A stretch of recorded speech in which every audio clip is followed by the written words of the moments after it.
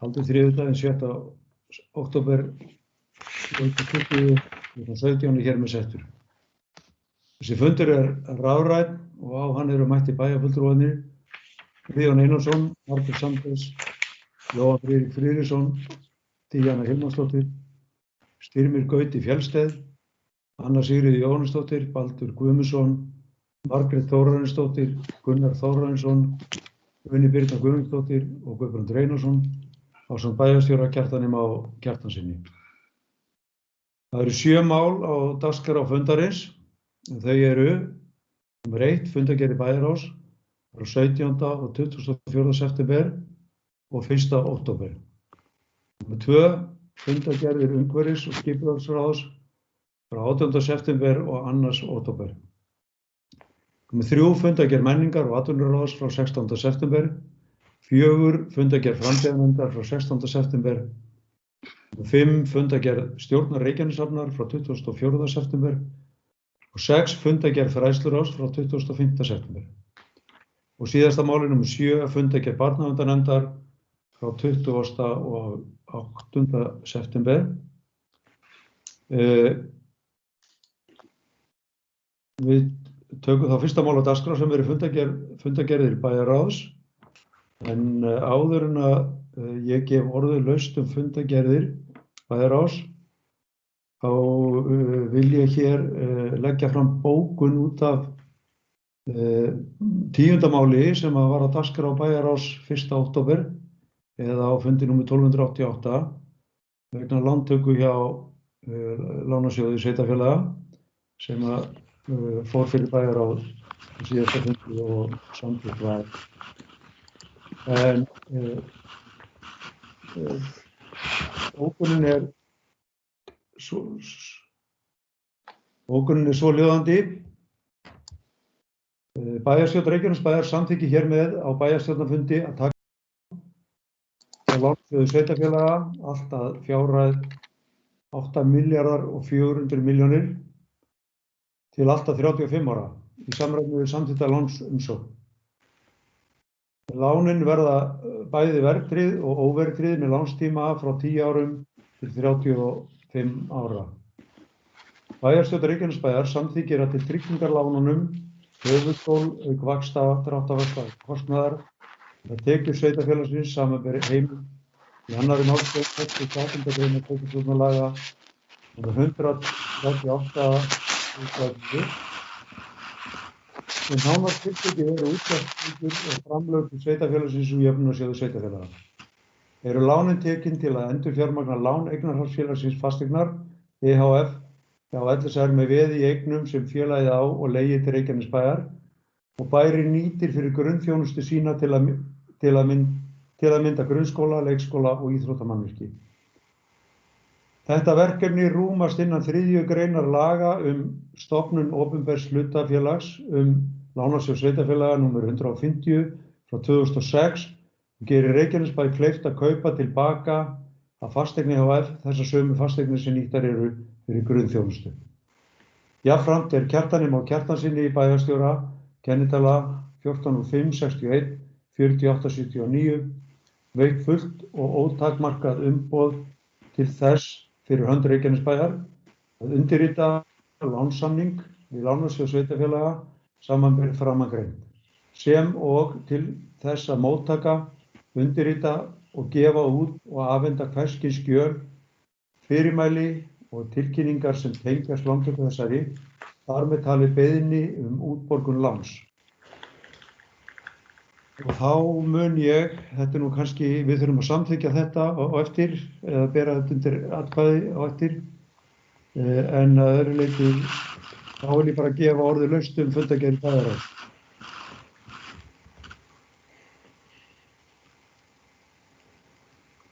Einhver að óska eftir orði? Margrét Sanders, gerðu svo vel.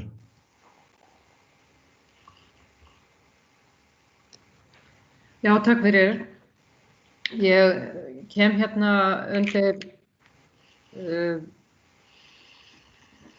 ég sé ekki alveg hvaða númer á fundargerð bæjarráðs, jú fyrirgefiði, Það fundur númer 1287 frá 24. september síðastliðnum og máli það sem að mig langar til að ræða í þessari fundagerð fundagerðir neyðarstjórnar.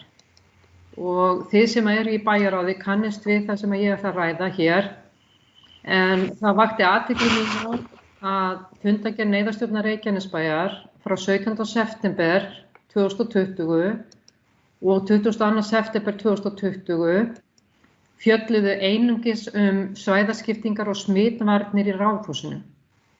Og þar mjög vel gert grein fyrir, og það fyrirsögnin. Reyndar aðeins talað leikskólan og Tjarnarsil í öðru, en fyrirsögnin svæðaskipting og smitvarnir í Ráðhúsinu. Það sem að mig langar til að nefna þarna, það sem ég hef áður komið á framfæri, að það að ég tel að bæjarstjórn, bæjarráðs og bæjarstjórn sem æðstu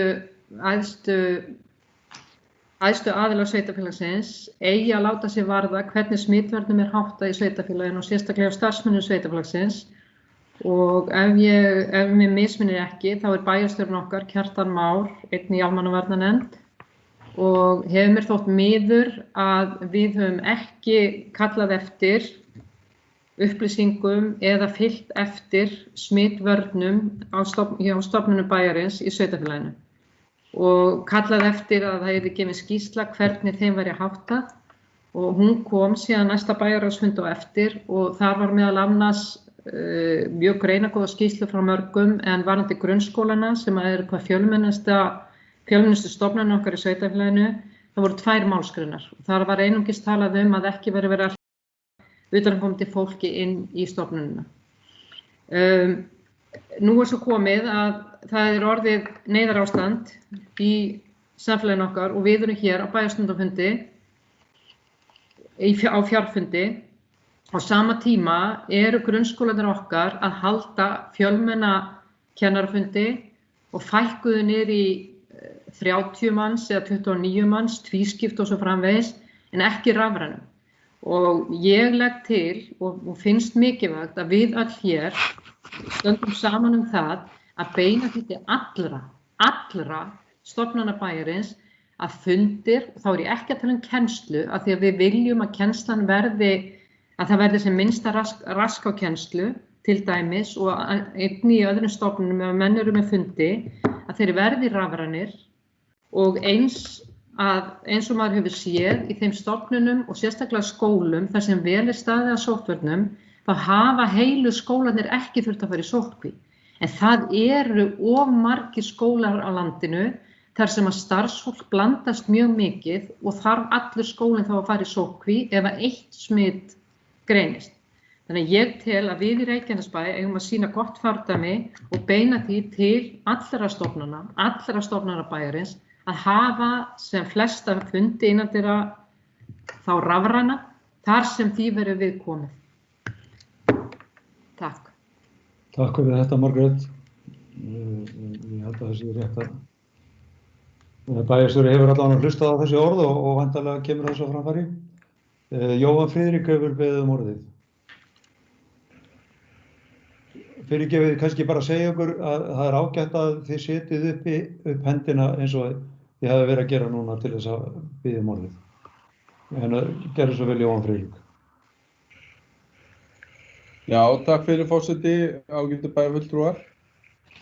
Það svo sem að ýmsa taka af þeirri dagskrá sem hefur verið í bæjarráði undanförnu, en ég vil nú sérstaklega minnast á það að bæjarráð var einhuga það að lækka enn frekar álagningarstöðu fasteignaskatts, C-stofns, sem auðvitað kemur vonandi fyrirtækjum hér á svæðinu vel, en að ræða álagningarstofn á atvinnuhúsnæði og vert að fagna slíkri samstöðu í bæjarstjórn Reykjanesbæjar. Það hefur verið svona mín áhersla í viðbrögðum við þessari vá sem að COVID að ríki og sveitarfélög verða auðvitað að vera þar, ganga fram með góðu fordæmi til þess að reyna að koma okkur í gegnum þessa krísu. Reykjanesbær stendur auðvitað ekkert of vel, en það liggur alveg fyrir að það ekkert auðvangar að gresja að halla sér af þegar við sjáum hérna þúsundir starfa gufa upp í samfélaginu okkar. Og þá verður ríkið að sjálfsögðu og sveitarfélögin að gera það sem hægt grípa til aðgerða. Þannig að það auðvitað bara mikið fagnaðarefni að sjá þetta. Ég vil líka minnast á það að það var samþykkt að breyta reglugerðum af hálfu félagsmálaráðherra til þess að reyna að tryggja það að það fólk sem þó hefur tækifæri til þess að komast í störf, sem hafa tækifæri til þess að skapa störf, geti gert það án þess að viðkomandi aðilar þurfa að vera lengi á atvinnuleyfisbótum. Þetta hefur verið baráttumál held í okkar allra hér og sýnir svo kannski svo ekki verður villst að við verðum auðvitað að gera okkar í ljósi stöðunnar. Ágætt að minnast á þessa jákvæðu punkta svona á þessum tímum þar sem að við sjáum COVID-faraldurinn leggjast aftur yfir okkur. Aðeins varðandi það sem að bæjarfulltrúi Margrét Sanders var að koma inn á, varðandi sóttvarnir. Ég get tekið heilsögur undir það má auðvitað sérstaklega í ljósi aðstæðna alltaf halla sér að því að gefa meiri upplýsingar heldur en minni út í samfélagið. En ég veit það að skólarnir hafa hér á svæðinu verið afskaplega duglegir við sóttvarnir og það til að mynda bara á tölunum hér á svæðinu að það lítið smit hér með á höfuðborgarsvæðinu og þetta mikils að vinna að reyna að halda í þannig og þá eru skólarnir sjálfsög ekki undanskildir því.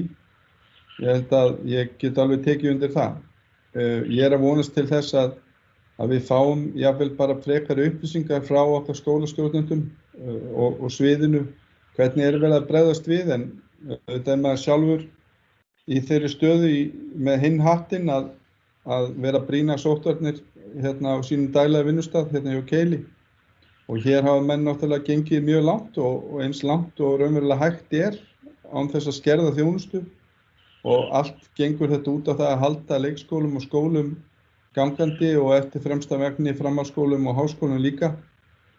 Þannig að allir verða að leggjast á eitt en við sjáum núna bara aukningu frá degi til dags, svokallaðan veldisvöxt í fyrsta skipti kannski bara frá upphafi hjá okkur og þetta auðvitað ógnvænlegt og vonandi okkur gangi bara vel að taka þétt og vel utan þetta næstu 2 vikurnar þannig að við sjáum smittin fara niður aftur. Mér langar líka að minnast á það að í okkar fundagerðum að okkar fólk í samfélaginu á fullu að reyna að skapa störf, bæði lítil og stór verkefni í gangi og þar ber einna helst að fagna þessu frumkvæði sem að við höfum svo sem heyrt af varðandi slippinn í Njarðvík og ég auðvitað vænti þess að ríkisvaldið komið til með að aðstoða okkur í þeirri vegferð. Það mjög mikilvægt að allir taki höndum saman og vinnum vel að því að reyna að skapa störf og framkvæmdir við fyrsta tækifæri og hafnarstjóri hefur gengið fram með góðu fordæmi ásamt auðvitað forsvarsmönnum slipsins en það hefur líka verið rætt mögulega aðkomu eða færslu skipa landhelgisgæslunnar í Njarðvíkurhöfn ásamt því sem að snýra viðlegu köntum og öðru og við verðum öll að gera okkar til þess að þetta nái fram að ganga. Annars ætla ég ekki að hafa þetta lengra í bili. Takk fyrir þetta Jóhann Friðrik. Friðjón Einarsson, gjörðu svo vel.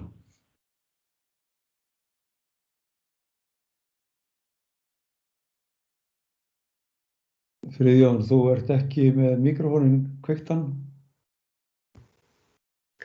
Já, takk fyrir forseti og ágætu bæjarfulltrúar. Mér langaði mér hérna á örfá atriði. Sama og Jóhann að nefna að með lýðheilsuna og varnirnar, við þurfum að gæta okkur auðvitað því en ég veit að fræðslustjóri heldur vel utan þetta í skólunum. En mér langaði að nefna á síðasta bæjarráðsfundi 7. september síðastliðnum. Þar var lagt fram erindi frá Norðuráli varðandi lóð og húsnæði í Helguvík. Þetta eru stórar fréttir. Norðuráli búinn að gefa það formulega upp að þarna verði ekki álver og hafa lýst yfir áhuga á að reyna að koma þessu húsnæði í önnur not og það kannski fyrsta skrefið af mörgum sem þá mjög ánægjulegt fyrir okkur á marga vegu og reyna að komast þeirri lóð og húsnæði í eitthvað. Síðan langar mig að nefna á næsta fund á eftir, 24. september, þá langar mig að nefna viljayfirlýsinguna sköpun starfa á Suðurnesjum og sérstaklega þakka bæjarstjóra fyrir frumkvæði þann fund sem var haldinn í Stapa. Það var vel mætt og fjöldi íbúa tók þátt með því að senda spurningar inn og tókst það sérlega vel. En vinna hafin hjá okkur nú þegar við að reyna að búa til fleiri störf og ég veit það að Súlan komin með lista yfir á annan tug starfa sem þeir hafa hug á að setja í gang sem fyrst. Þetta getur kannski orðið ef vel gengur alltaf 50 störf í sveitarfélaginu hjá Reykjanesbæ. Ég ætlum að vona að það gangi vel eftir og það komi fljótlega í ljós hvernig það gengur. En í sömu fundagerð þá ég taka undir orð Jóhanns Friðriks enn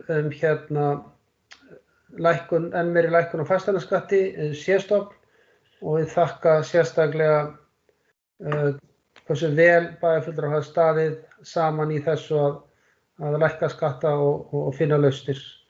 Það til fyrirmyndar. Síðan langar mig líka að taka undir orð Jóhanns hafnarmannvirki í Njarðvík en bæjarráð mun leggja til að fulltrúar úr bæjarráði verði í nefnd með fulltrúum hafnarstjórnar Reykjanes til þess að setja stærri þunga á verkefnið og sýna að bæjarstjórn Reykjanesbæjar heilsugur á bak við þetta verkefni. Meira var það ekki, takk. Takk fyrir þetta, bæjarstjóri, gjörðu svo vel. Já, forseti, ágætu bæjarfulltrúar. Það eru hérna nokkur mál sem mig langar að koma inn á. Í fyrsta lagi varðandi umræður störf neyðarstjórnar að þá fara þau þannig fram að við hittumst öll sem erum þar. Oftast mæta nú allir vel og síðastu fundur var haldinn núna á sunnudaginn til dæmis klukkan 5 vegna breytinga og tilkynninga sem var verið að gera þar á þeim degi. Menn vilju ekki fyrir sér að koma til fundar á fjarfundi og síðan voru teknar ákvarðanir og hafist handa við að innleiða þær í gær og í dag. Við erum til dæmis búin að skipta hér mínu vinnustað sem Ráðhúsið upp í 3 stöðvar og sem að hver sig telur einungis 20 starfsmenn. En ætlum að halda bókasafni og þjónustu veri áfram opnu og við teljum bara inn og við erum búin að fækka starfsmennum í þjónustu veri og bókasafni eins mikið og við treystum okkur til á þess að skerða þjónustu og svo bara talið inn hversu margir íbúar mega vera inni á hverjum tíma. Kaffihúsið lokað. Við erum að sjá hvernig þetta fer. Fundirnir fara þannig fram að við förum alltaf hringinn og þeir sviðsstjórar eða forstöðumenn stofnana sem sitja þessa fundi og þeir segja okkur frá því ef eitthvað sérstakt hefur gerst eða erum óskir eða tillögur breytingar. En það forstöðumanns hverrar stofnunar í rauninni að stýra sóttvörnum og leggja til hvernig hann, ef hann eða hún, ef þau vilja breyta einhverju hjá sér, hvernig þau sjá fyrir sér að þær breytingar séu. Enda eru þau sérfræðingar bæði í starfseminni sem framfer innan stofnananna en ekki síður húsakynnum og því sem hægt að gera þar til að halda fólki aðskildu. Fræðslustjóri og lýðheilsufulltrúi munu mæta á fund bæjarráðs á fimmtudaginn til þess að fara betur yfir þessi mál sem að bæjarfulltrúi Margrét Sandes viðraði hér áðan og við getum þó tekið bara það samtal þar. Stjórn eða sem sagt aðgerðastjórn almannavarna Suðurnesja utan Grindavíkur fundaði í gær undir forystu nýs lögreglustjóra sem hér í tímabundinni ráðningu og það voru 17 aðilar á þeim fundi, sveitarfélögin og brunavarnir og lögreglan og heilbrigðisstofnun og björgunarsveitir og hvað þetta nú heitir allt saman. Við fórum þar yfir, það ekki haldnar fundagerðir á fundum aðgerðastjórnar, þetta meira svona bara verið að upplýsa hvert annað hvað verið að gera. Og stjórn almannavarna Suðurnes utan Grindavíkur á fund á morgun og það eru eins og þið vitið formlegir fundir og haldin fundagerð sem hefur borist bæjarráði Reykjanesbæjar til kynningar og upplýsingar eftir þá fundi. Þannig að ég held að þetta sé allt saman í mjög góðu horfi hjá okkur, ég heyri ekki annað og það bara að gera að brýna allt og alla hvern og einn íbúa til þess að sinna persónulegum sóttvörnum. Aðeins lánamálin og þakka fyrir forseti að lesa upp þessa bókun en bæjarráð samþykkti í síðustu viku að heimila bæjarstjóra að vinna áfram í þessu máli og við erum á fullu í því en það mun taka vikur eða mánuði að safna þessari upphæð 8,4 milljörðum króna. Það ekki tekið upp á götunni eins og einhver sagði. Það mun taka einhver tíma, einhverja vikur jafnvel og mánuði eins og segja að safna því saman. En við munum síðan og við ætlum að fara að blanda að leið í þessu eins og hægt og reyna að dreifa áhættunu. Bæði hvað varðar tímalengd einstakra hluta lánsins og einnig fyrirkomulag og það eru einhverju með föstum vöxtum og eitthvað með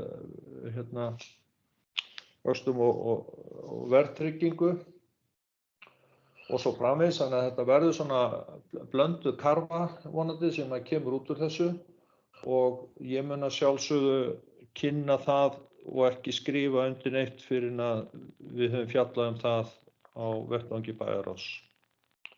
Að þessu sögðu þá vil ég bara aftur aðeins neyðarstjórnina að minna bæjarfulltrúa og þá sem að kunna vera að horfa á þessa upptöku þegar hún verður gerð opinber að það mjög góð lýsing á hverri stofnun eða hverju sviði inn á heimasíðu sveitarfélagsins lítur að sóttvörnum og hvað aðgerðir í gangi á hverjum stað, skólum, leikskólum, velferðarsviði. Það kann að vera að stundum sé þetta hálftómlegt því þá bara verið að uppfæra en þar eru gögnin öllsömul og hægt að fylgjast með því nákvæmlega hvað verið að gera á hverjum stað. Inn á heimasíðunni það sérstakur hnappu sem heitir COVID-19 og aðgerðir Reykjanesbæjar vegna þessa. Takk. Takk fyrir bæjarstjóri Baldur Guðmundsson, gjörðu svo vel. Já, takk. Vilja forseti og góðir fulltrúar. Það eru nokkur mál, það Stapaskóla. Síðast þegar við fórum við málinn 22. september þá voru einhverjar seinkanir svona lágu fyrir en síðustu fréttir segja að þetta hafi farið af stað á föstudaginn eða svona á mánudaginn, það verður gerð úttekt á föstudaginn. Það var bara fróðlegt að heyra hvernig þetta hefur farið af stað núna í vikunni og náttúrulega kom bréf frá Ungmennafélagi Njarðvíkur varðandi sem sagt hugmyndunarvæðin mitt Stapaskóla hvort að við förum yfir í framkvæmdir í áfanga 2 og þannig að það komu skilskilaboð frá Njarðvík að þeir líta á sitt framtíðar svona íþróttasvæði sem afreksbraut. En það eitthvað sem við þurfum bara að leggjast yfir. Svo ætla ég farið varðandi samband sveitarfélaga á Suðurnesjum. Þarna fundagerð vera að boða okkur til fundar núna næsta laugardag út í Gerðaskóla og ég held að hljóta að vera ástæða til að endurskoða það fundarboð, hvort sem það verður þá rafrænt eða fundinum hreinlega frestað. Svo vil ég koma aðeins inn á þetta í lokin varðandi tilnefningu stjórn, að halda því bara á lofti að við fáum, ég að leggja það til að við fáum fleiri fulltrúa í stjórn SSS, bæði vegna stærðar og bara til að vera betur tengd inn í verkefni sambandsins. Það liggur á borðinu að að ríkisvaldið að setja pening inn í gegnum SSS og það mun aukast á næstu árum og við þurfum bara að gera okkur meira gildandi og sýna meiri lit í þessu samstarfi með því að fjölga stjórnarmönnum. Meira var það ekki bíli. Takk fyrir þetta. Þá var það Gunnar Þórarinsson, gerðu svo vel. Takk fyrir. Ég vil nú bara fyrst byrja að kjartan það. Hver eru hugsanleg kjör á þessu láni sem verið að hugsa og jafnframt hvað verið að tala langt lán, hversu lengi á að vera að borga þetta upp. En að öðru, Baldur myndi sér á bréf frá Ungmennafélaginu út af Stapaskóla og Afreksbrautinni. Mér máli skylt því að ég fyrir 30 árum var í nefnd sem fjallaði einmitt þetta mál. Það er að segja að setja upp íþróttahús sem að fullnægði þörfum félagsins. Við vorum í þessu 3, ég og Gunnar Þorvarðar og Jónas Jóhannesson og niðurstaðan var sú að eftir að hafa farið vel yfir þetta fengum við teikningu sem að var nú bara gerð ókeypis en af arkitekt og hugmyndir voru þarna til og hugmyndin var svo að reisa þetta einhvers staðar nálægt knattspyrnuvallinu sem þá var þar sem að núna eru hjúkrunarheimilin.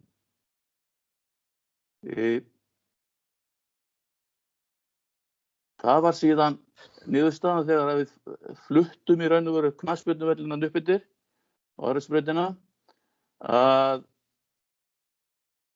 setja þar upp sem sagt aðstöðu fyrir knattspyrnudeildina sem reyndar vera þannig að hún var bara til bráðabirgða, átti bara að vera til 1 árs eins og yfirvöld sögðu þá. Og það auðvitað til vansa hvernig húsið það bara liggur undir skemmdum og ekki boðlegt fyrir nokkurn mann að vera þar í til dæmis sturtu og fleira. Þannig að þetta stendur mjög illa. En að hinu, það auðvitað stórt verkefni í Stapaskóli og bara flott verkefni og ég sé svo sem ekkert að því að menn búið til einhver áhorfendaaðstöðu þarna. Mér finnst það eiginlega sjálfsagt. Það ljóst að íþróttir eiga eftir að eflast og aukast hér á svæðinu og því nauðsynlegt að það var aðstöðu fyrir alla sem besta. En hvað varðar framtíðarhúsnæði, þá tek ég undir með stjórn Ungmennafélagsins, bæði aðalstjórn og knattspyrnustjórn og körbóltadeildinni, að þetta þarf að leggja áherslu á og koma þessu einhvern veginn af stað og það væri ekki nema bara að teikna húsið. Það reyndar til teikningarna sem að mætti kannski aðlaga nýrri aðstöðu en ég get ekki séð þannig að þetta sé bara verkefni sem verður að fara í með krafti. Meira var það ekki. Takk fyrir Gunnar. Guðni Birna, gerðu svo vel. Já, kæri forseti og ágæti bæjarfulltrúar, gaman að sjá ykkur og ég vil bara taka undir orðið ykkar varðandi neyðarstjórnina og fínt hjá Kjartanum á bæjarstjóra að fara yfir. Þetta mjög ítarlegt og vel gert hjá ykkur. Við þurfum bara að hafa í huga að það sem það orðin veldisvöxtur á þessari veiru að við þurfum að takmarka okkur eins og við getum. Þannig að allir þeir fundir sem við erum með núna eins og þeir eru, við þurfum bara að hugsa það upp á nýtt. Hvort sem það kennarar í grunnskóla eða hvar það eru. Við þurfum bara að vera í ákveðinni fjarlægð eins og staðan núna. Svo langar mig að koma sérstaklega undir fundargerðinni frá 1. október, lið 4, sem sagt, lækkun á fasteignaskatti C. Ég vil bara fagna þessari ákvörðun bæjarráðs að hafa lækkað fasteignaskattinn aftur enn frekar. Þetta þá, minnir mig, í 4. skipti sem við erum að lækka fasteignaskatt atvinnuhúsnæðis síðan 2017 ef ég man rétt. Þannig að við erum að koma mjög vel á móts við atvinnurekendur í okkar heimabyggð sem að skipti gríðarlega miklu máli núna. Þannig að við erum að hugsa í lausnum og þetta frábært framtak. Takk. Takk fyrir Gunni, bæjarstjóri Kjörshöll. Já, takk forseti, ágætu bæjarfulltrúar. Fyrst aðeins Stapaskóla, því að var spurt hann, það gengur bara vel að koma öllu heim og saman. Nemendur komu allir í skólan í gær og það gekk bara mjög vel eftir þeim upplýsingum sem ég hef fengið.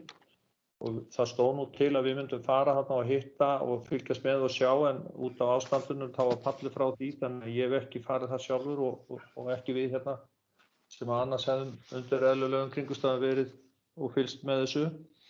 En að sögn skólastjórans að þá hefur þetta gengið vel og mikil gleði og ánægja hjá nemendum. Og það tókst ekki að koma mötuneytinu alveg í gang, en það var tekið út í dag og það voru búið að setja upp borð og skólamatur mun hefja að öllu óbreyttu og samkvæmt þeim upplýsingum sem ég hef þá verður borðhald í þessu miðrými frá með morgundeginum. Þannig að þetta gengur bara allt saman ágætlega. Það einhverju smottir í svona hinga og þanga bæði frá fyrsta áfanga og öðrum áfanga sem á eftir að ganga frá, en okkar menn halda mjög vel utan það og halda verktökunum við efnið í því. En það líka gaman að segja frá því að skólalóðin hefur algjörlega slegið í gegn og þangað fer fólk eftir skóla og á kvöldin og helgar með börn vísaðar að úr sveitarfélaginu til þess að upplifa bara eins og einhver sagði, þetta bara eins og komið tífóli fyrir litlu börnin að koma inn á skólalóðina og þannig að ég heyri ekki annað en að það sé bara mikil ánægja og gleði með þetta. Varðandi fyrirspurn Gunnars Þórarinssonar hugsanleg kjör og lengd að þá get ég nú því miður ekki úttala mig neitt mikið það á þessu stíði því að við erum bara að vinna þetta með lánasjóðnum og munum njóta líka ráðgjafar hjá Fossum þegar kemur að því að setja þetta saman, en auðvitað fer það líka svolítið eftir í hvað markaðurinn að bjóða þegar útboðin hefjast.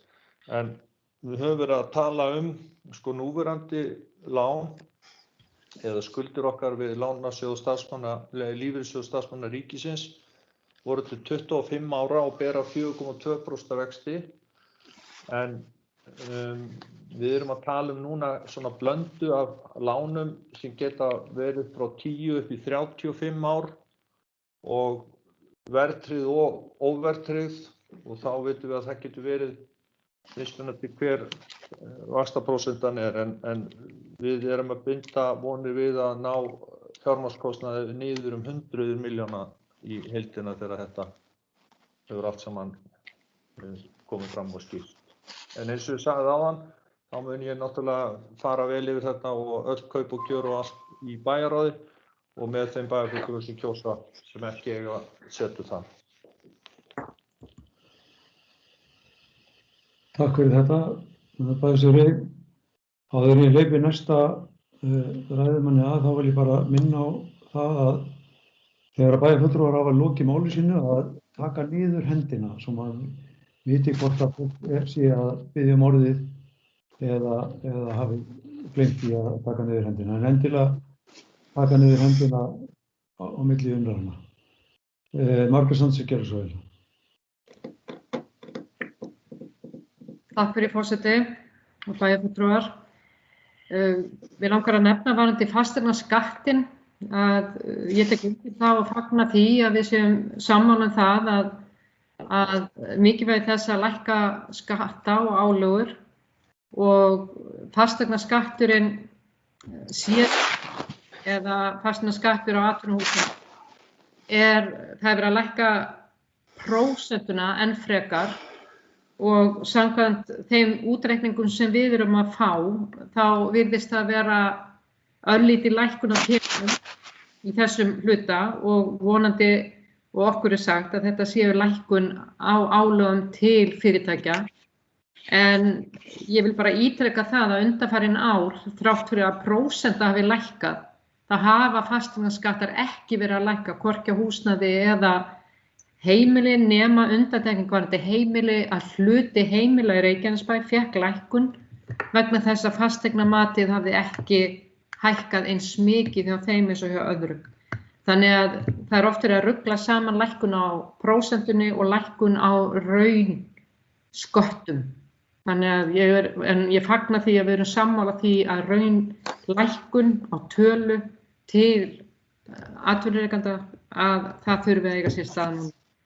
Varðandi bréf ungmennafélagsins, þá vil ég fagna því að ungmennafélagið stigi niður og komi skýrt fram með sinn vilja og það var alveg skýrt að menn hafa mikinn áhuga á að byggja upp og gera vel í innra hverfinu og ætla sér að halda uppi íþróttastarfi og öflugu íþróttastarfi í innra hverfinu eins og öðrum hverfum bæjarins. En það er alveg á hreinu að þeir horfa til afreksbrautar í Ytri Njarðvík sem stað þar sem að þeirra höfuðstöðvar verða. Og þá vil ég taka undir það sem að Gunnar Þórarinsson nefndi áðan varðandi knattspyrnuna, að þetta bráðabirgðahúsnæði til 20 ára, að þegar það er orðið þannig að það er ekki einu svona vatn til þess að fara í sturtu almennilega, að það dugar kannski bara fyrir þá sem eru fljótastir að drífa sig í sturtuna, að þá þurfum við að gera eitthvað og þess vegna er mikilvægt að við stöndum í það sem við sögðum ungmennafélagið, að við förum í að hanna og hönnum þá heildstætt þetta svæði og íþróttahúsi í heild sinni, þrátt fyrir að fara ekki strax í heildarbyggingu á því húsi, en gætu þá hugsanlega byrjað á því að laga aðstöðu knattspyrnudeildarinnar. Þannig ég vildi að þetta komi skýrt fram, að ég fagna því að þau stígi svona fram og komi með þeirra hug til þessa máls. Takk. Takk fyrir þetta. Mér langar ekki bara aðeins að varðandi þessa umræðum fasteignagjöldin. Það var aldrei ætlun okkar að auka álögur á þessum tímapunkti í þessari stöðu sérstaklega. Og það er auðvitað erfitt þegar að vera að vinna með meðaltöl að gera svo að henti öllum. Það er alltaf einhver sem er fyrir ofan meðaltalið og einhver sem er fyrir neðan meðaltalið. Þannig er það bara því að við erum ekki að gera mat okkur í einasta húsi í sveitarfélaginu. En niðurstaðan úr fasteignamatinu er þessi að fasteignamat á íbúðarhúsnæði er að lækka að meðaltali og þess vegna kemur til raunlækkunar án þess að við séum eitthvað að hreyfa álagningarstuðulinn. Aftur á móti var matið á atvinnuhúsnæðinu að hækka. Við héldum eða væntum þess að við fyrstu breytinguna værum að komast niður fyrir það, en niðurstaðan var svo að við vorum ekki að gera það. Þess vegna kemur fram þessi tillaga núna að bæta við, þannig að það er verið að fara úr 1,6 niður í 1,52 og það þýðir í raun lækkun að meðaltali. Við vitum svo sem ekki, það getur vel verið að það sé einhver einstaka fasteignir sem eru að hækka meira í fasteignamati og þar á leiðir munu þau ekki fá lækkun, en að meðaltali mun þetta þýða lækkun á tekjum til sveitarfélagsins og einhverjir munu njóta þess, en þetta er alltaf bara erfitt þegar þeir eru að vinna með meðaltöl. Þau henta sumum en ekki öllum. En við erum þó allavega komin niður fyrir fasteigna matshækkunina eins og hún liggur fyrir. En það hafa ekki fleiri beðið um orðið. Þá vil ég leyfa mér að bera upp tillöguna eða heimild til bæjarstjóra að halda áfram að vinna með að taka þetta lán í samræmi við þá bókun sem ég lagði hérna fram áðan. Þeir sem geta samþykkt það eru beðin að gera merki. Er ekki best að nota bara hendina til þess?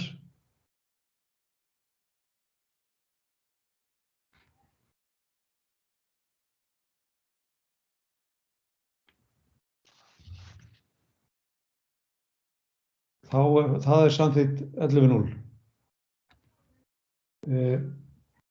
Þá vil ég bera upp fundargerðirnar. Þeir sem samþykkt geta fundargerðirnar eru beðnir að gefa merki.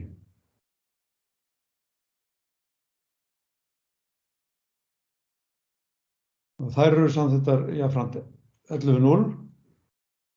Og þá komið að næsta lið fundarins sem eru fundargerðir umhverfis- og skipulagsráðs frá 18. september og 2. október. Og það eru nokkur mál þar sem við þurfum að afgreiða sérstaklega. Og ég vil byrja á því að fara hér yfir fundargerð Öskuráðsins sem númer 256. Þar eru nokkur mál sem þarf að afgreiða sérstaklega. Og ég vil byrja á því að nefna lið númer 4 sem Sólvallagata 32, fjölgun bílastæða. Þar búið að samþykkja þennan lið í ráðinu og orðið laust þennan lið. Það enginn sem kveður sér hljós undir þessum lið. Þeir sem geta samþykkt lið númer 4 í fundargerðinni, ég beðum að gefa merki.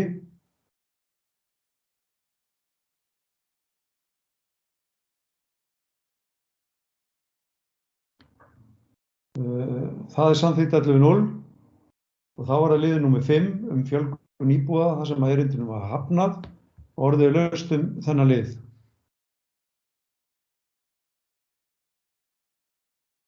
Það enginn sem kveður sér hljós undir þessum lið. Jú, ég var að rétta upp höndina, sko. Þetta Það ágætt ef við reynum að kippa niður hendinni strax og þannig að við sjáum hverjir að biðja orðið. Baldur Guðmundsson gerði svo vel. Já, það var þessa afgreiðslu á Faxabraut 20. Það í þessu hverfi hafði verið að taka þessar eignir og splitta þeim upp í 2 minni eignir.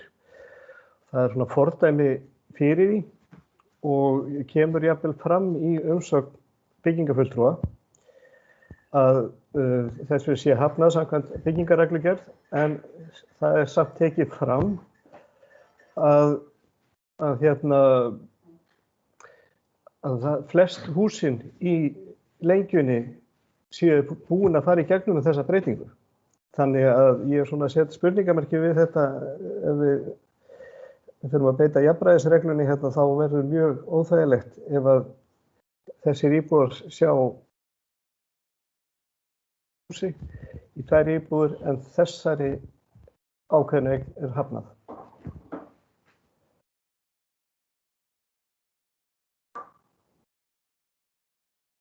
Takk fyrir það. Það búinn. Gunnar Þórarinsson, ert þú að biðja orðið?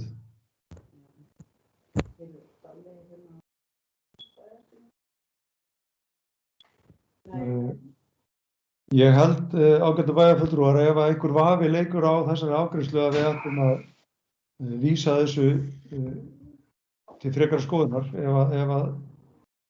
þetta eins og bæjarfulltrúar Baldur að nefna hér, það sé fordæmi fyrir því að þetta sé gert. Þessum hætti þá held ég að það væri rétt að við óskum eftir frekari skýringum varðandi þennan lið. Ég veit ekki, kannski bara rétt að við vísum þessu til bæjarráðs til að byrja með, sem gæti þá annarkvort skoða máli frekar eða vísa þessu aftur til Öskuráðsins, en úr því að komin fram einhverjur efasemd að þetta sé rétt að þessu staði, þá tel ég eðlilegt að við séum ekki að afgreiða þetta mál.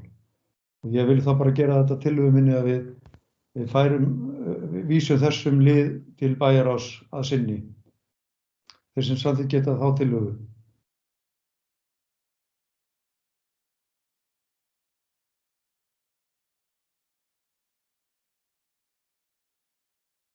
Það samþykkt 11-0.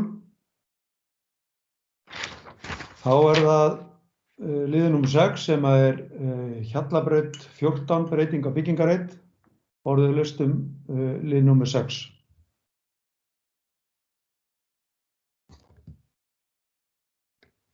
Bara minna bæjarfulltrúa á að taka niður hendi.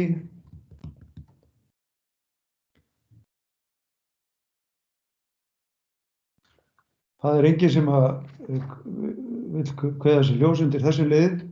Þeir sem geta samþykkt lið nr. 6 eru beðin að gefa merki.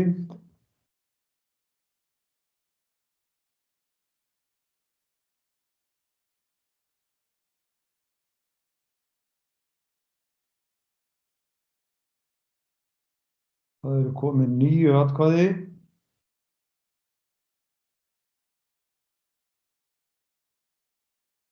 Einhver, já, það samþykkt 11-0. Og þá það liðið nr. 7, Vallargata 6, breytt notkun á bílskúr. Orðið laust lið nr. 7, Vallargata 6. Það enginn sem kveður sér ljós undir þessu lið. Þeir sem samþykkt geta lið nr. 7 eru beðin að gefa merki.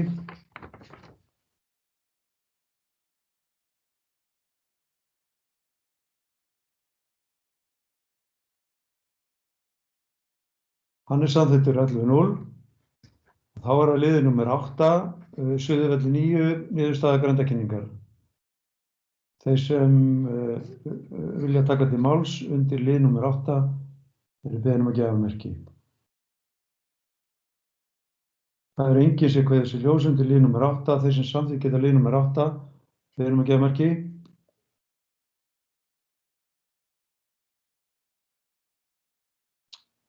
Hann samþykktur 11-0.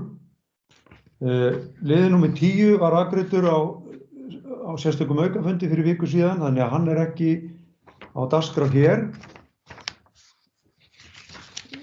Þá ég búinn að fara yfir þau mál sem tilheyra fundargerð 256 og þá það eitt mál í fundargerð nr. 257 sem liður 4. Borgarvegur 30 breyting á bílskúr. Einhver sem vill taka til máls undir þessu lið?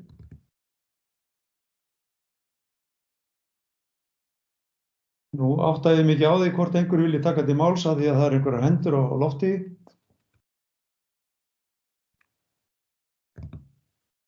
Það enginn sem kveður sér ljós undir lið nr. 4 í seinni fundargerð. Þeir sem samþykkt geta lið nr. 4 eru beðin að gefa merki.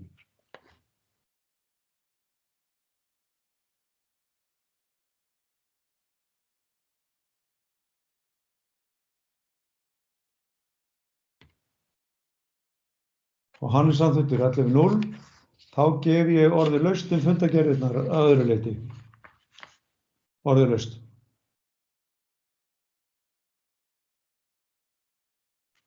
Það enginn sem kveður sér ljós undir fundargerðin Usk. Þeir sem samþykkt geta fundargerðir Usk eru beðin að gefa merki.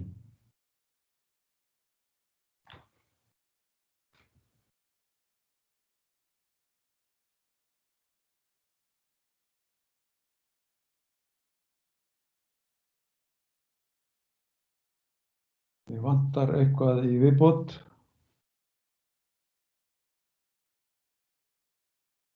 Ég vantar einn í viðbót.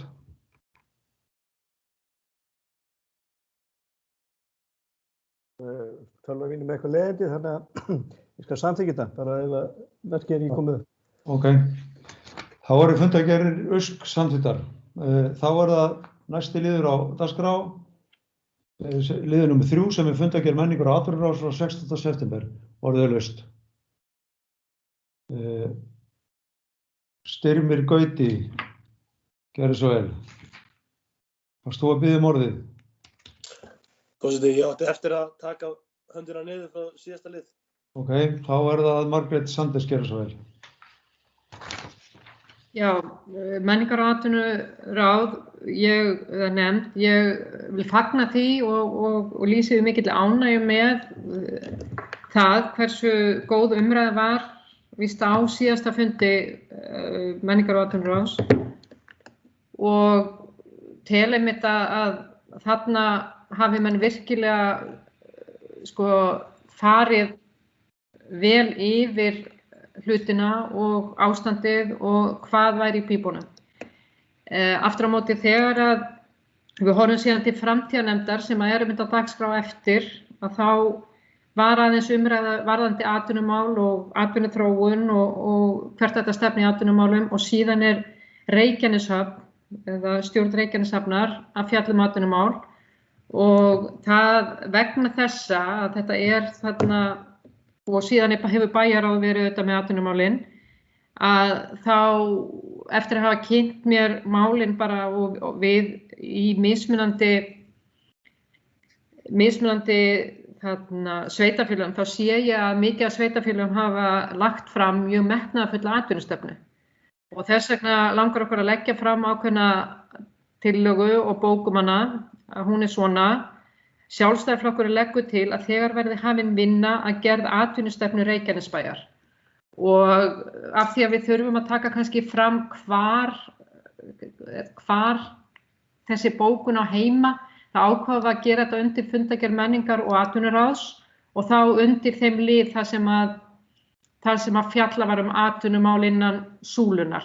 Enda bara almennt þetta undir atvinnumál og getur í rauninni farið undir hvaða nefnda þessum sem og undir þetta rita Margrét Sandes, Baldur Guðmundsson og Anna Sigríður Jóhannesdóttir. Og ég hef þegar sent þetta til ritara. Takk. Takk fyrir þetta Margrét.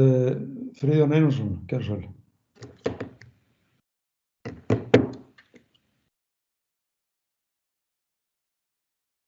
Ég vil minna bæjarfulltrúa á að kveikja á mikrofónunum hjá sér.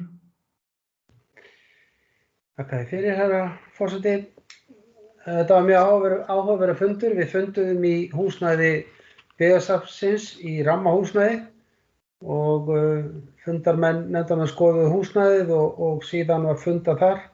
En þar fyrirmyndar aðstaða til fundarhalda og undir leiðsögn safnstjóra þá skoðuðum við húsið og helstu muni og hans hugmyndir framtíðina.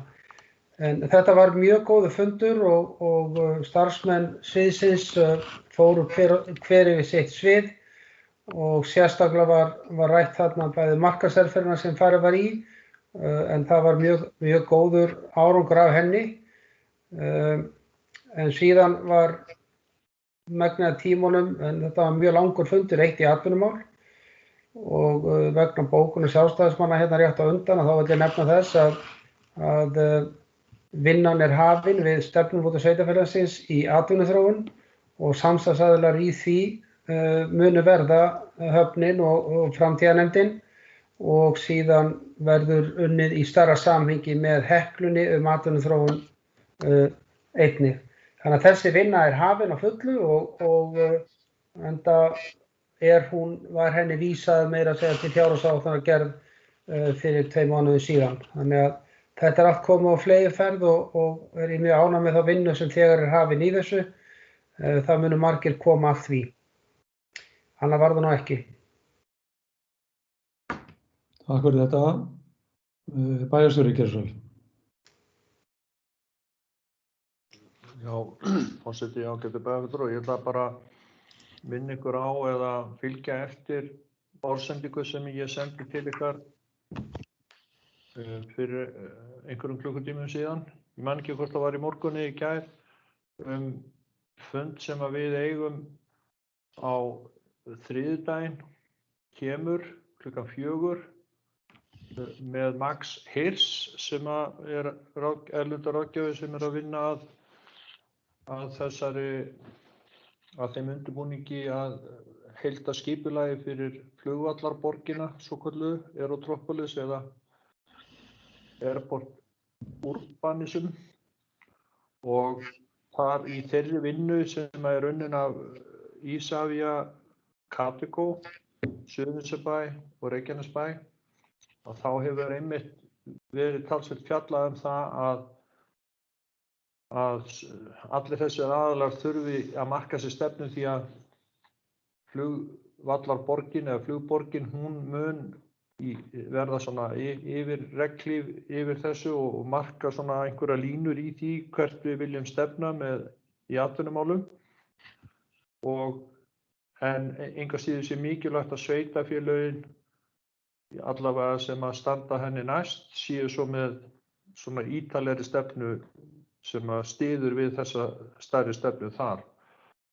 Og þess vegna veit ég til þess að undirbúningur, og það kom nú fram í máli Friðjóns að vinnan væri hafin, sem gott.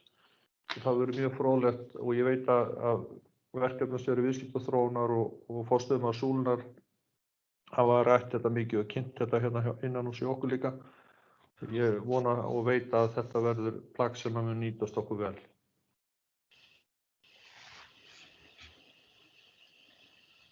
Já, takk fyrir þetta bæjarstjóri. Ég velti fyrir mér ef að þetta eins og hér hefur verið lýst hafin að fullu í gerð atvinnustefnu, hvort það sé rétt að vera að afgreiða einhverja tillögu það á þessum tímapunkti, hvort það sé þá ekki bara rétt að þessari tillögu sé vísað til menningar- og atvinnuráðs og þessu verði þá bara svarað með formlegum hætti í hvaða farvegi málið og með hvaða hætti ráðgert að vinna þessa atvinnustefnu. Þannig að ég vil þá bara gera það tillögu minni að þessari tillögu Sjálfstæðisflokksins, það er fulltrúar Sjálfstæðisflokksins núna, verði vísað til menningar- og atvinnuráðs. Geta bæjarfulltrúar samþykkt það?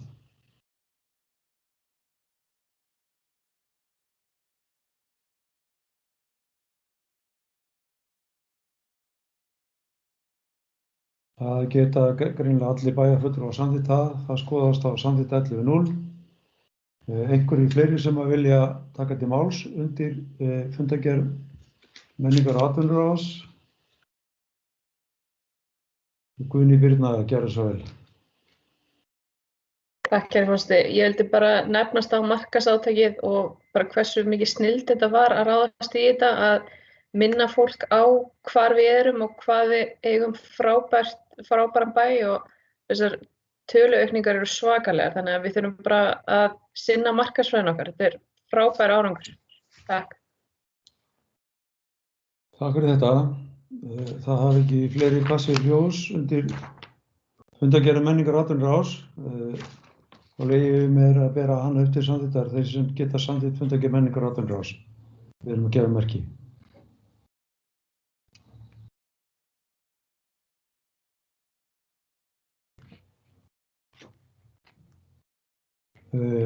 Formaður bæjarráðs, formaður menningar- og atvinnuráðs.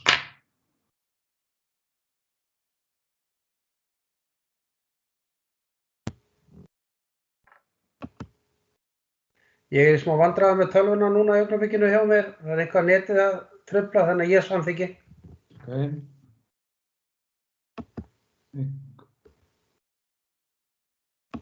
Mér finnst eins og að vanti einhverja þarna.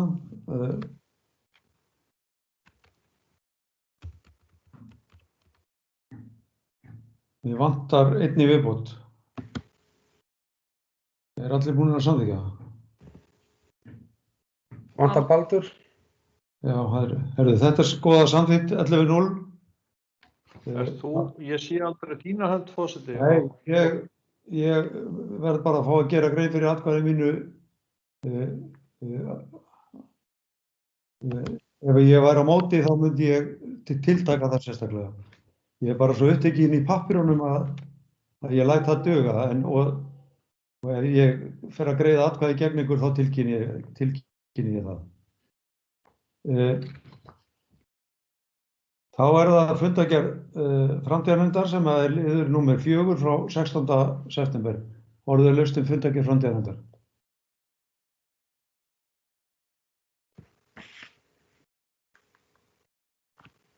Baldur Guðmundsson, gerðu svo vel.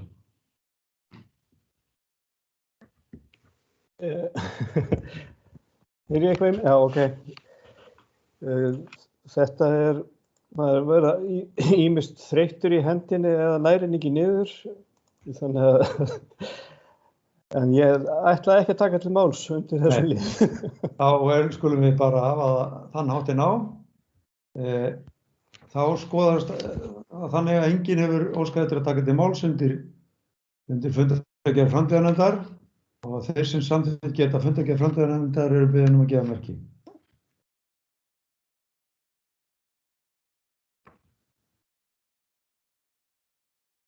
Hún er samþykkt 11.0 og þá er komið að lið nr. 5 sem er fundargerð stjórnar Reykjaneshafnar frá 24. september orðið laust fundargerðina.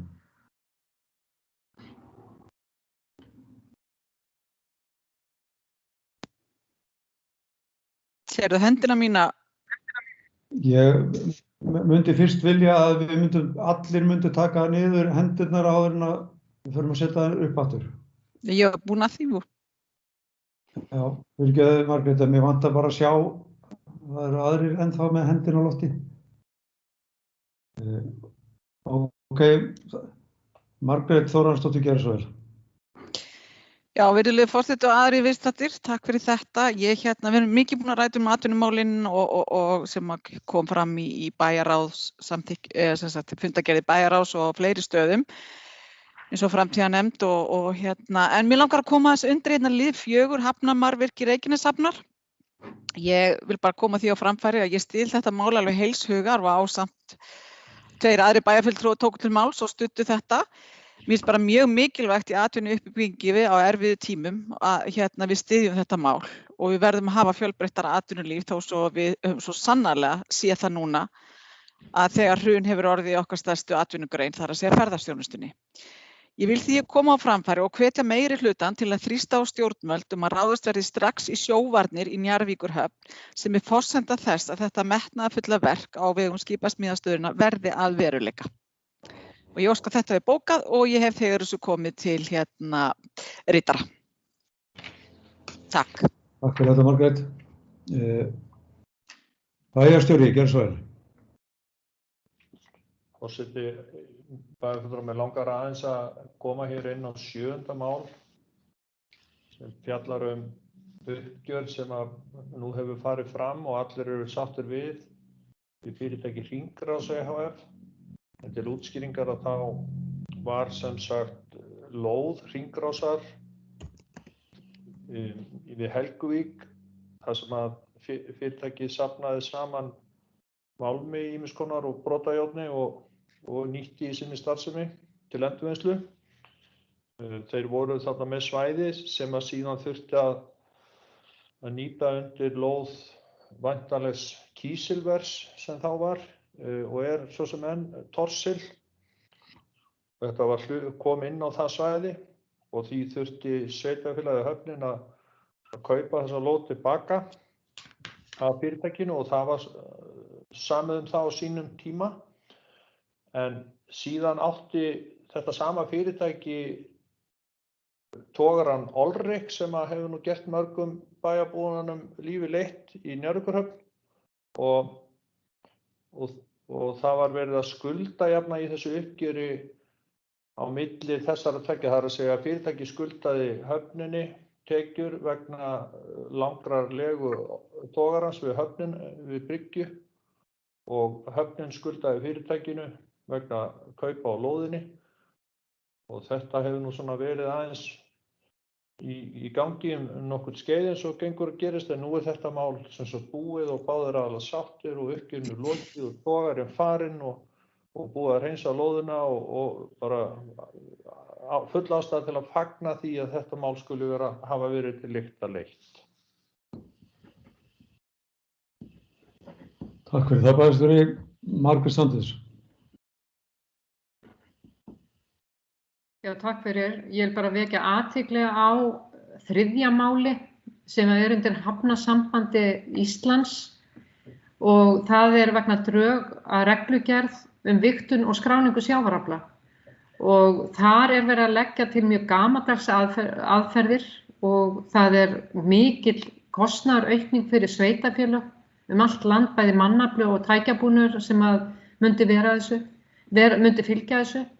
Og það var sameiginleg bókun allra í stjórn Reykjaneshafnar að skora á stjórn Hafnasambands Íslands að það beiti sig fyrir að tekið verður upp fyrirkomulag fjarvigtunar hjá öllum höfnum landsins. Og ég ætla ekki að lesa alla bókunina en þetta er mjög athyglisvert hvað ríkið þarna aftarlega á merinni, ef ég tek mjög stórt upp í mig, og ætlar virkilega að fara að íþyngja sveitarfélögum og höfnum landsins með þessu. Þannig að ég vona að þessi vel unna bókun og þessi góða vinna sem okkar fólk og væntanlega vonandi fleiri stjórnir hafna hafa unnið, að þær snúi ofan af svona rugli. Takk. Takk fyrir þetta. Það hafa ekki fleiri hvassir ljós undir þessum lið. Þeir sem samþykkt geta fundargerð stjórnar Reykjaneshafnar eru beðin að gefa merki.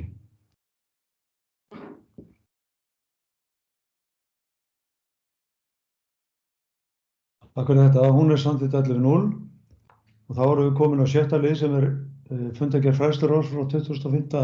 september, orðuðlaust.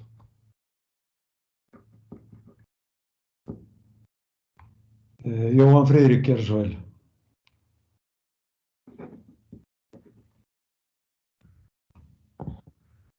Afsakið forseti, þarna var ég nú bara lengi að taka höndina niður. Ég tek bara undir með Baldri, segir sam og hann. Ég hef nú lítið þetta að segja eins og staðan núna en reyna að gæta mér næst.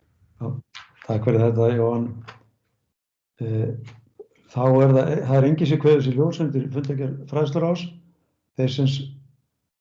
Jú, fyrirgeðu. Forseti, ég bara sá hönd á lofti á Gunnari, þannig að ég held að hann væri næstur, Þórarinsson. En þetta handamál greinilega handagangur í öskunni hérna hjá okkur. Takk fyrir. Gerðu svo vel, bæjarstjóri. Já, bara aðeins smá nokkur orð annað mál, mönnun og nemendafjölda í grunnskólum 2020-2021. Og þá eru nemendur í grunnskólum Reykjanesbæjar núna, þeim hefur fjölgað eins og undanfarin ár og við fjölgaðum 42 á milli ára núna sem heldur minni fjölgun en við höfum séð undanfarin ár sem þá kannski til merkis að íbúum fjölgar eilítið hægar hjá okkur núna heldur en áður þó að þeim haldi samt engu að síður áfram að fjölga. En það sem áhugavert í þessu líka að réttinda eða hlutfall réttinda kennara í skólakerfinu hjá okkur hefur hækkað lítillega, var 68% í fyrra en 70% núna og fræðslustjóri vildi líka vekja athygli á því að hér áður fyrr þá var háskólamenntað fólk sem hafði ákveðna gráður meðal annars BEd gráðu eða annað háskólapróf eða önnur háskólapróf giltu í raun voru talin með réttindakennurum og fólk með góða menntun. Og ef að þetta væri allt tekið saman núna og líka þeir starfsmenn sem eru í réttindanáminu, þá væri þetta hlutfall 90% í grunnskólum Reykjanesbæjar núna. Þannig að við erum svo sem ágætlega sett og tölurnar segja okkur kannski eitthvað annað, en það gaman að eða hægt að horfa á þetta frá sittkorum sjónarhólnum. Nú það má líka undir þessum lið kannski bara segja frá því að dagforeldrum fækkar í Reykjanesbæ. Þeir voru flestir held ég 27 þegar mestar, það munu vera 20 dagforeldrar núna starfandi og aðalástæðan fyrir því að þeim fækkar að leikskólar eru farnir að taka inn börn yngri en áður og allt í 18 mánuði og jafnvel aðeins yngri þar sem að hægt en eins og þið náttúrulega vitið manna best að þá það stefnan hjá okkur að lækka inntökualdurinn á leikskólanu hægt og rólega. Þannig að þetta allt saman á réttri leið hjá okkur. Takk fyrir. Takk fyrir það, bæjarstjóri. Anna Sigríður Jóhannesdóttir, gerðu svo vel. Forseti og bæjarfulltrúar.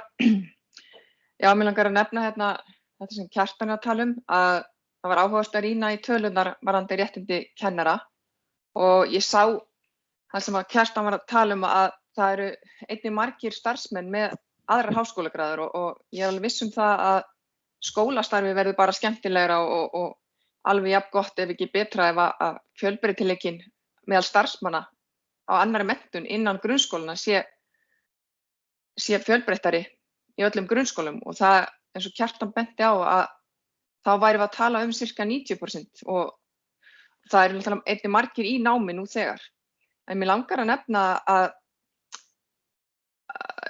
vegna þess að Reykjanesbær að búa til störf og finna einhver störf fyrir þá sem atvinnulausir, að það líka mikilvægt að við finnum störf, jafnvel inn í þessum grunnskólum sem við erum að reka hér, sem ansi margir, að jafnvel getum við fengið einhvern sem atvinnuleysisskrá til að verða afleysingakennari sem leysir af því að núna á þessum tíma þá má kennari varla fá kveð, þá hann bara heima. Og hvað gerist þá? Þá eru bara börnin send heim á vissum aldri, sérstaklega úlingastigi, og þá bara eyða í skólanum.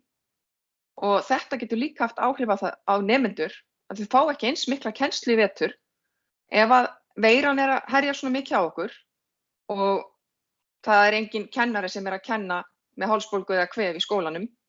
Við þurfum öll að passa okkur. Þá hefur það líka áhrif á nám barnanna. Þannig að við þurfum að passa upp á að séu afleysingakennarar í öllum grunnskólum bæjarins og að sjálfsögðu þurfum líka að passa upp á að séu afleysingakennarar á leikskólunum. Þetta finnst mér mikilvægt, þar sem við vorum að ræða hérna mál númer 2 og svo mál númer 3 rafrænan endurmenntunardag fræðsluskrifstofunni og í fyrsta skipti held ég allavega að hann hafi verið haldinn endurmenntunardagur fræðslusviðsins hafi verið haldið með rafrænum hætti og mér finnst þetta bara mjög áhugavert að starfsfólk skólana fái tækifæri til þess að rýna aftur í það efni sem að þau fóru yfir í ágúst og geta nýtt sér það betur í vetur. En ég væri til að heyra sem foreldri og svo finnst mér að bara okkar hlutverk í bæjarstjórn Reykjanesbæjar að upplýsa alla foreldra, allra grunnskóla, hvernig endurmenntun kennara. Þetta til dæmis myndi ég halda að væri bara verið að ýta undir áhuga fólks á menntun. Við erum ávallt að hafa það í fyrirrúmi. Takk. Takk fyrir þetta.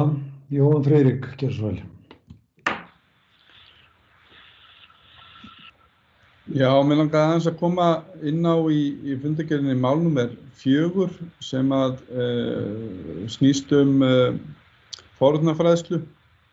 Lýsa ánægju minni yfir því vegna þess að þarna forvarnarfræðslu að ræða sem að verður heildræn og eins fyrir 8. til 10. bekk í öllum skólum í Reykjanesbæ og þetta eitthvað sem að bæjarfulltrúar hafa nú fleiri en ég nefnt í gegnum tíðina og mjög mikilvægt. Það hefur verið þannig í gegnum tíðina að skólarnir sjálfir hafa svolítið verið að stýra því hvernig þessu hefur verið háttað og það bara mikið fagnaðarefni að þetta skuli vera að fara fram.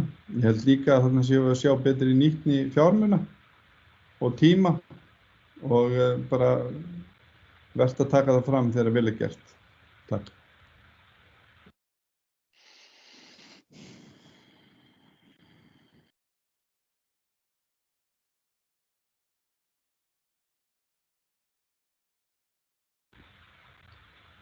Forseti, nú held ég að þú sért hljóðlaus. Fyrirgefið. Það hafa ekki fleiri hvassir ljós undir fundargerð fræðsluráðs. Þeir sem samþykkt geta fundargerð fræðsluráðs eru beðin að gefa merki.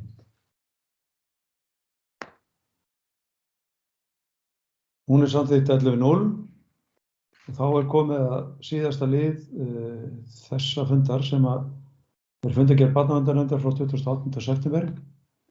Fundargerðin ekki til sérstakra afgreiðslu en hér lögð fram til umræðu ef einhver óskar eftir að fá að taka til máls undir þessum lið. Nú veit ég ekki, nú eru nokkrar hendur ennþá á lofti frá því að greitt voru atkvæði síðast.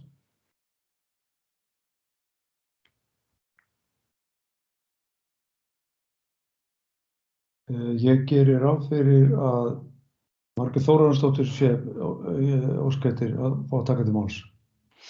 Já, Takk fyrir þetta, virðulegi forseti og aðrir viðstaddir. Ég kem hér undir lið 3 mælaborð barnaverndar og tölulegar upplýsingar.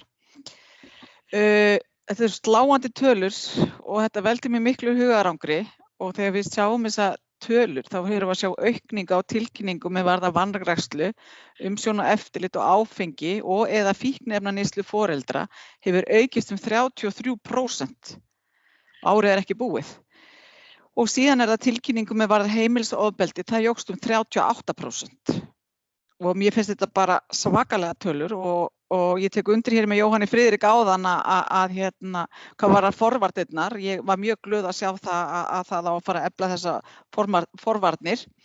Ég 8. til 10. bekk og samræma þetta. En svona ég velti fyrir mér, barnaverndarmál eru alltaf erfiðustu mál innan félagsþjónustunnar og oft á tíðum álagið mjög mikið. Og við þessa tölur þá verður að fjölga stöðugildum hjá félagsráðgjöfum að mínu mati í barnavernd. En það sýndi það sig kannski svolítið álagsmælingin sem var gerð á sviðinu að vinnuálag mikið hjá þessu fólki og þeim hætt að fara í kulnun. Ég hvet því bara meiri hlutan að huga vandlega hvað var næstu fjárhagsáætlunum að auka stöðugildi í barnavernd. Og ég óska að þetta verði bókað og ég búin að senda þetta til ritara. Kannski bara áður en að ég hleypi fleiri þá bara vil ég bara minna á að tillaga sem samþykkt var af okkur í bæjarráði nýverið að bæta 300 milljónum inn á velferðarsviðið. Hún kemur til með að hjálpa til á þessu sviði og eins og öðrum, þannig að það sérstaklega verið að horfa á þessar stöðu sem eru bæði erfið og vond og vonandi tekst okkur að takast á við þetta. Díana Hilmarsdóttir, gjörðu svo vel.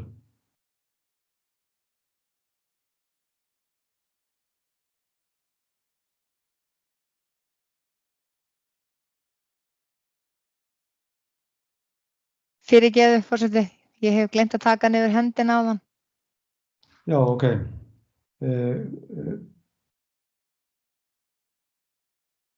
Þá sé ég hendi Guðnýjar Birnu Guðmundsdóttur á lofti. Gjörðu svo vel, Guðný. Þú ert með mikrofóninn mjútaðan. Afsakið.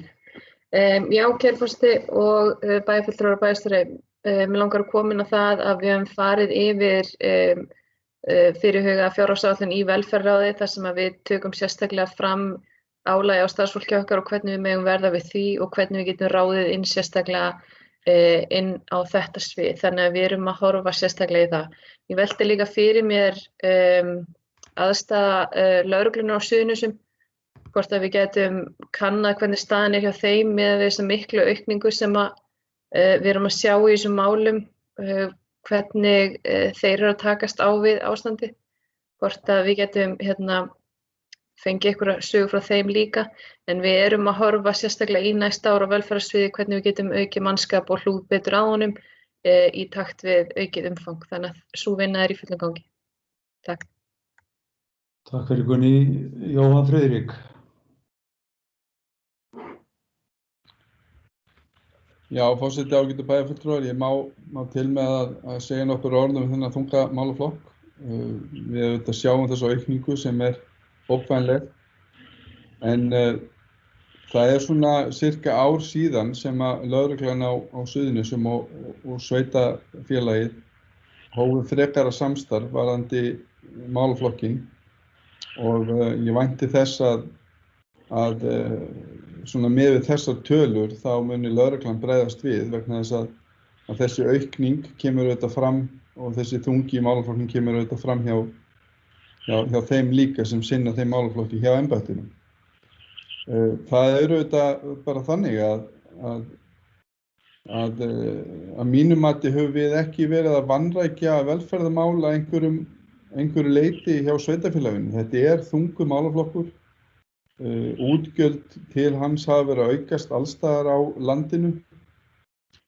Hvort að það hefur verið meiri aukning hér heldur en annars staðar gerir ég mér ekki alveg grein fyrir en vegna þess að bæjarfulltrúi Margrét Þórarinsdóttir bar fram ákveðna áskorun til meiri hlutans varðandi þetta þá tek ég því fagnandi og ég held að það sýnir sig auðvitað bara í þeim fjármunum sem við erum að leggja til að verði settir í málaflokkinn.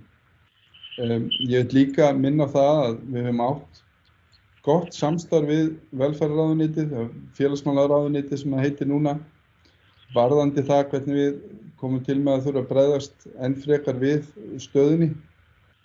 En ef að svona marka má fréttir á landsvísu, þá auðvitað bara þessi COVID-faraldur að leggjast að miklum þunga á velferðarmál, heilbrigðismál, menntamál og líka löggæslu á Íslandi. Og þá vil ég bara minna okkur á það að við þurfum að hlúa að starfsfólkinu okkar, ekki bara í velferðarþjónustu, heldur ekki síst í skólum og hjá Reykjanesbæ, standa saman og þétta raðirnar og öll spyrja okkur að því hvað við getum gert betur til þess að koma okkur í gegnum þetta ástand sem blasir við okkur.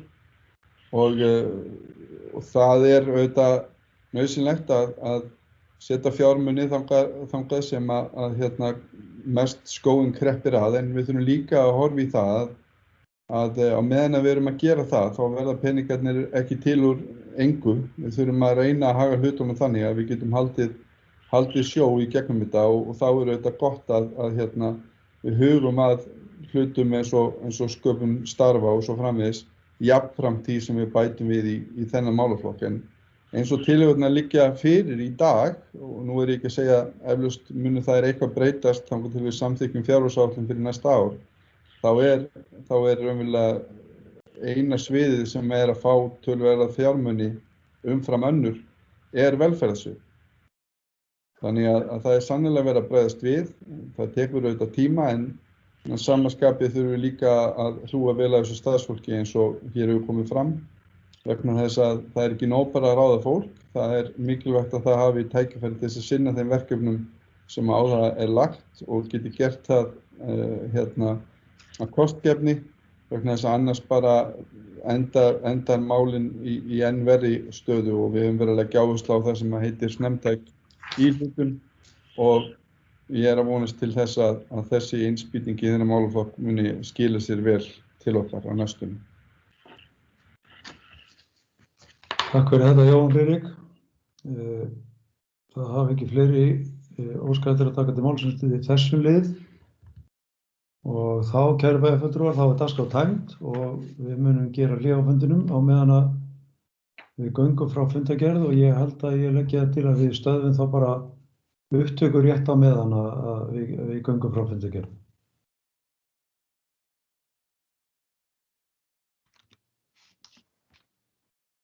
(597. fundur bæjarstjórnar Reykjanesbæjar, fjarfundur, 7. október 2020 kl. 17.